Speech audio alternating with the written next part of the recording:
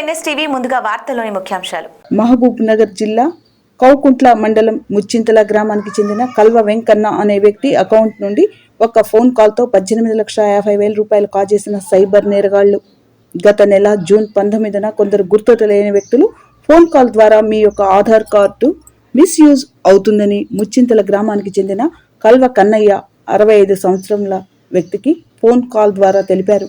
Aadhaar card misuse అయినది, దానికి link ఉన్న అకౌంట్ క్లోజ్ అవుతుందని చెప్పి నమ్మించి బెదిరించగా కల్వ కన్నయ్య జిల్లా కేంద్రంలోని మహబూబ్ నగర్ HDFC బ్యాంకు నుంచి 18,50,000 రూపాయలను RTGS ద్వారా అపరిచితుల వ్యక్తుల అకౌంట్లోకి పంపించారు.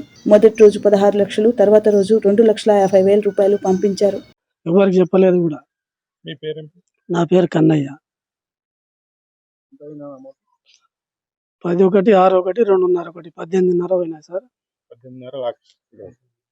ఒకరోజు 16, మళ్ళీ రోజు 2,500 రోజు పోయింది. మరి మీరు ఎవరికి చెప్పలేరు? ఎవరికి చెప్పొద్దు అన్నారు. మీరు చెప్తే మాకు అన్ని తెలుస్తాయి. బాగా భయపెట్టి ఇంకా అంతే, ఆడ ఏం లేదు, వాళ్ళు చెప్పినట్లు వేసుకుంటా పోయినాం అంతే. ఇప్పుడు మాకు అందరు చెప్తానంటే కేసు బుక్ చేసినాం. పోయి 18 లక్షల తర్వాత మళ్ళీ మీకు ఏమైనా ఇంకా రాలేదు, అసలు రాలేదు. ఇంకా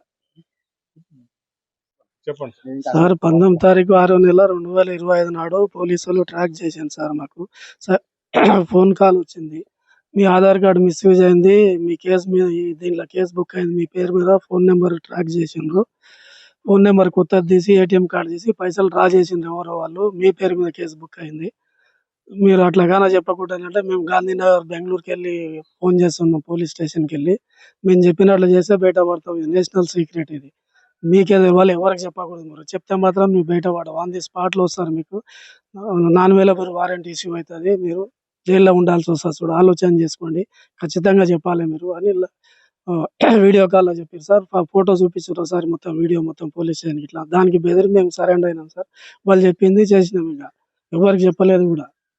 కన్నయ్య గ్రామం ముచ్చింతల అనే సుమారు 55 సంవత్సరాల వ్యక్తి పోలీస్ స్టేషన్లో దరఖాస్తు ఇచ్చిండు. దరఖాస్తు ఏమంటే, గత నెల 19వ తారీఖు నాడు అపరిచిత వ్యక్తుల నుంచి అతనికి ఫోన్ రావడం జరిగింది.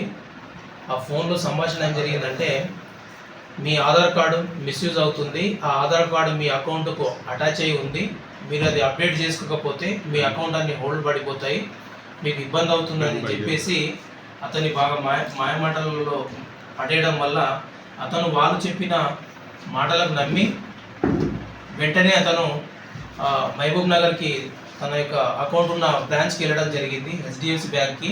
అక్కడి నుంచి అతను వాళ్ళు చెప్పినట్లుగా వాళ్ళ అకౌంట్ ఆధార్ కార్డ్ లింక్ అయి ఉన్నదానికి యాక్టివేషన్ కోసం అని చెప్పేసి వాళ్ళు చెప్పినట్లుగా మొదటి దఫాగా 6 లక్షల రూపాయలు తన అకౌంట్ నుంచి అన్నోన్ వ్యక్తుల యొక్క అకౌంట్లకి RTGS ద్వారా పంపడం జరిగింది. అదేవిధంగా రెండో ట్రాన్సాక్షన్ 10 లక్షలు పెట్టడం జరిగింది. అంతేవిధంగా కాకుండా తన భార్య అకౌంట్ నుంచి కూడా 2,50,000 రూపాయలు కూడా RTGS ద్వారా 3 దఫాలుగా పంపడం వల్ల అతను నమ్మబలికినాడు. ఆ విధంగా గత 20 రోజుల నుంచి అతను ఎదురు చూస్తూ ఉన్నాడు అనమాట. ఆ అకౌంట్కి రోజు పోయి ఆ బ్యాంకులో పోయి చెక్ చేస్తున్నాడు అనమాట.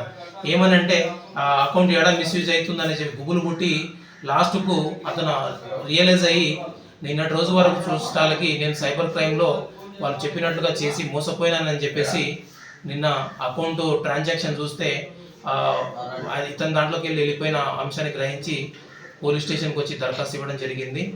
ఆ అపరిచితుల వ్యక్తుల మీద నిన్న IT యాక్ట్ ప్రకారం చీటింగ్ కేసు కట్టడం జరిగింది. కావున మేము మహబూబ్ నగర్ పోలీస్ శాఖ నుంచి మా ఉన్నతాధికారులు SP మేడం కానివ్వండి, DSP గారిని కానివ్వండి, భూత్పూర్ CI రామకృష్ణ సార్ కానివ్వండి, మా పోలీస్ శాఖ తరఫు నుంచి మేము పదే ప్రజానీకానికి తెలియజేయడం ఏమంటే, అపరిచిత వ్యక్తుల నుంచి ఎట్టి పరిస్థితులలో లింకులు కానీ ఇట్లా మాయమాటలు చెప్పే అకౌంట్కు సంబంధించినటువంటి ఏ విషయాలైనా సరే ఎట్టి పరిస్థితుల్లో నమ్మకూడదు. మనం స్వతహాగా మన వ్యక్తిత్వం యొక్క అకౌంట్ ఉంటే నేరుగా బ్యాంకుకి వెళ్ళాలా, లేదంటే ట్రాన్సాక్షన్ కావాలి అనుకుంటే తెలిసిన వ్యక్తుల ఇంతకుముందు పరిచయం ఉన్న తెలిసిన వ్యక్తుల ద్వారానే బ్యాంక్ ట్రాన్సాక్షన్ చేయాలా. ఎన్ని అపోహలు ఉంటే ఎట్టి పరిస్థితుల్లో వాళ్ళు నమ్మరాదు. అందులో భాగంగా టెలికమ్యూనికేషన్స్ భాగంలో ప్రతి సెల్ ఫోన్లో మనం ఒక వ్యక్తి నుంచి ఇంకో వ్యక్తి కాల్ చేసేటప్పుడు సైబర్ సెల్ మన ప్రతి కాలర్ టోన్ వస్తుంది. అట్లీస్ట్ ప్రతి భారతీయ పౌరుడికి, ప్రతి సెల్ ఫోన్ యూజర్స్కి ఖచ్చితంగా ఆ కాలర్ టోన్ కేంద్ర ప్రభుత్వం కానివ్వండి, రాష్ట్ర ప్రభుత్వాల సమన్వయంతో ఆ రింగ్ టోన్ పెట్టారు.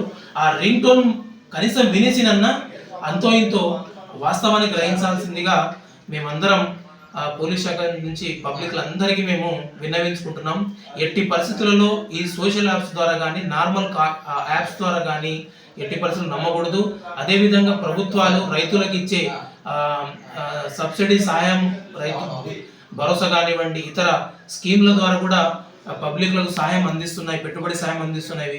అట్టి విషయంలో కూడా వాళ్ళు మారువేషంలో ఫోన్లు చేస్తారు, తెలుగు భాషలో మాట్లాడతారు, హిందీ భాషలో మాట్లాడతారు.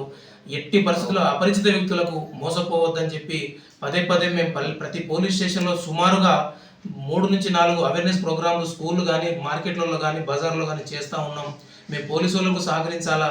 అదేవిధంగా ఎనీ ఆపద వచ్చినా, ఇట్ మీన్స్ సైబర్ మోసం జరిగిన వెంటనే, తప్పిదాలలో మోసం జరిగిన వెంటనే 1930కి వితిన్ అవర్స్లలో గ్రహించి వీరిలో స్వయం తీసుకొని ఇమ్మీడియట్లీగా కాల్ చేయవలసిందిగా మేము మా శాఖ పోలీస్ నుంచి మేము ప్రజలకు విజ్ఞప్తి చేస్తూ ఉన్నాం.